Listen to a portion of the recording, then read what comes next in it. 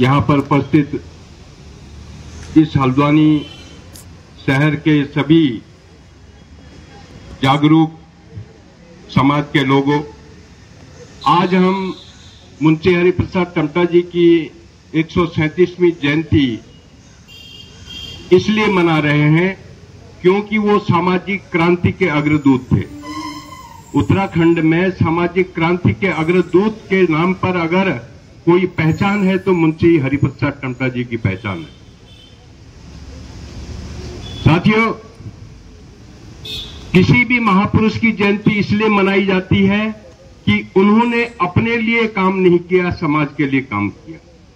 जो अपने लिए काम करता है उसका सिर्फ मरण होता है, जो जनता के लिए, समाज के लिए काम करता है उसका स्मरण होता है।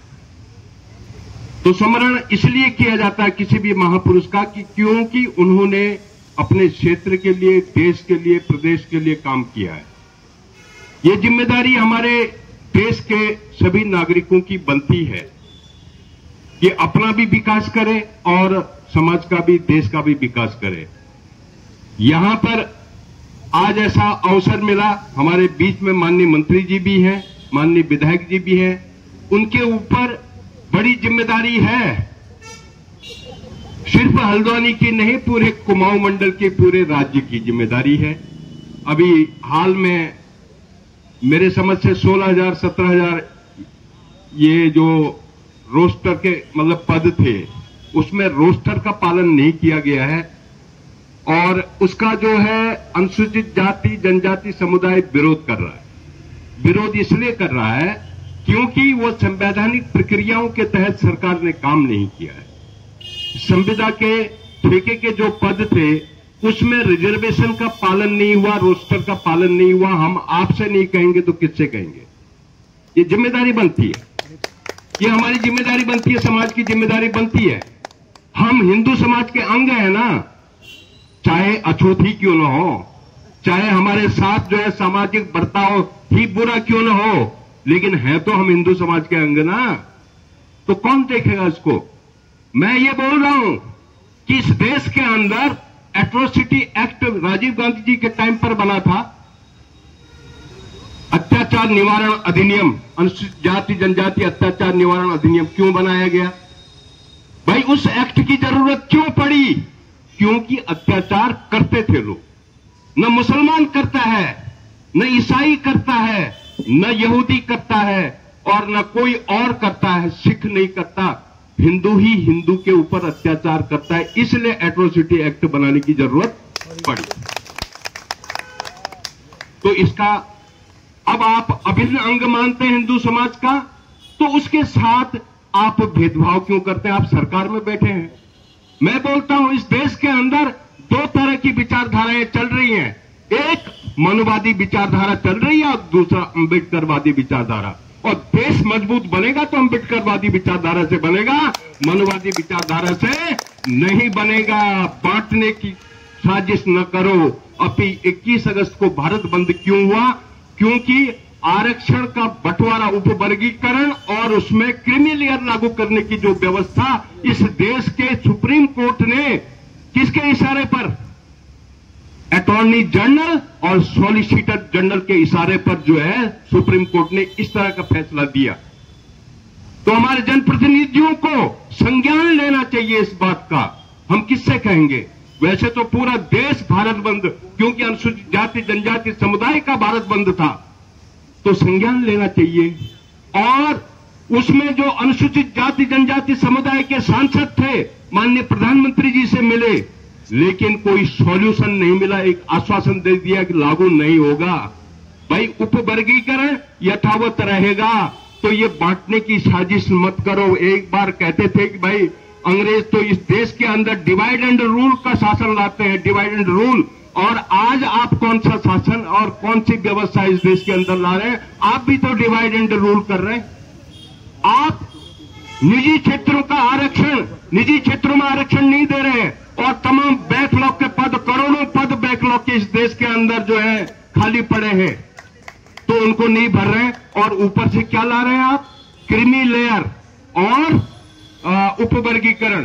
भाई आप मुंशी हरिप्रसाद टमटा जी ने हरिनगर बसाए, 46 हरिनगर इस कुमाऊं के अंदर है, 46 हरिनगर।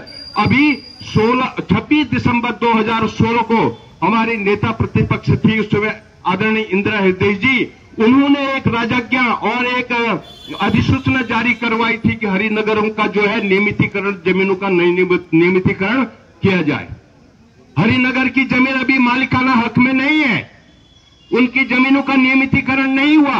वो मुंशी हरिप्रसाद जी की देन थी, उस समय लोगों के पास जमीन नहीं थी और मुंशी हरिप्रसाद टमटा जी ने वो जमीन है मतलब सरकार की मदद से जो है वो जमीनें दिलवाई। अभी तक उन जमीनों का नियमितीकरण नहीं हुआ। हरिनगर में प्राप्त जो लोग बसे हुए हैं उन जमीनों का नियमितीकरण नहीं हुआ है, तो इसको कौन देखेगा? जो 26 दिसंबर 2016 का मेरे पास गजट नोटिफिकेशन है, उसमें हरिनगर की जमीनों का नियमितीकरण करने की राजज्ञा जारी हुई है, लेकिन अभी तक उस पर कार्रवाई नहीं हुई है। देखो, प्रदेश के अंदर प्रमोशन में आरक्षण खत्म कर दिया गया 2012 में, तो उसके लिए हमारे 15 विधायक SC ST कम्युनिटी के, जिनकी जिम्मेदारी थी सदन में इन बातों को उठाने के लिए, लेकिन वो भी उनके मुंह में दही जम गई, उन्होंने भी ये बात नहीं उठाई। कौन उठाएगा भाई? हम किसी का हक नहीं छीन रहे हैं, हम अपना हक, अपनी सीटें मांग रहे हैं, हम किसी का हक नहीं छीन रहे हैं, हम किसी सामान्य वर्ग का हक नहीं छीन रहे हैं, हम अपनी सीटें मांग रहे हैं, हम अपना हिस्सा मांग रहे हैं। तो आपको दिक्कत काहे को हो रही है? और अगर हमारे लोगों को वो हक मिल जाता, पैसा मिल जाता, तो वो पैसा कहां जाता? आप ही लोगों के घरों में जाता, आपके मार्केट में जाता, कहां जाता? कि उससे प्रदेश भी मजबूत होता। जिस प्रदेश में अशिक्षा होगी, जिस देश में गरीबी होगी, वो प्रदेश क्या मजबूत बन पाएगा? नहीं बनेगा। चाहे वो देश की बात हो या प्रदेश की बात हो, अगर जिस देश में अशिक्षा होगी और जिस देश में गरीबी होगी, वो देश जो है अशिक्षित भी रहेगा और वो देश गरीब भी रहेगा, मजबूत नहीं बन पाएगा। तो ये सरकारों की जिम्मेदारी होती है। भारत के संविधान ने नीति निर्देशक तत्व दिए हैं, फंडामेंटल राइट दिए, फंडामेंटल ड्यूटीज दी है, तो उसके अनुसार सरकारों को काम करना चाहिए। अगर सरकारें काम नहीं करती है तो उनको सरकार में बने रहने का कोई अधिकार नहीं है। हम निर्वाचक हैं, हम शासक हैं, हम याचक नहीं हैं। हम निर्वाचक हैं, हम शासक हैं, हम याचक नहीं हैं। मांगने से भीख मिलती है, अधिकार छीने जाते हैं। जिस दिन समाज के अंदर ये जागरूकता आ जाएगी तो उस दिन निश्चित रूप से जो है सरकारों की आंख, सरकारों के कान खुलेंगे। सुनना चाहिए जनता की आवाज को। जनता की आवाज अगर सरकारें नहीं सुनती हैं तो इसका मतलब वो संविधान के अनुसार काम नहीं करते। बाबा साहब अम्बेडकर ने दुनिया के सबसे बड़े लोकतंत्र का संविधान दिया भारत को, और एक समय था सम्राट अशोक ने इस देश को जो है अखंड भारत बनाया, और दूसरी बार अखंड भारत का निर्माण हुआ तो कब हुआ? 1950 में, जब 26 जनवरी 1950 को भारत का संविधान लागू हुआ। 565 रियासतें थी ना, अलग अलग रजवाड़े थे ना, उनको इकट्ठा कर दिया और भारत अखंड भारत बना। तो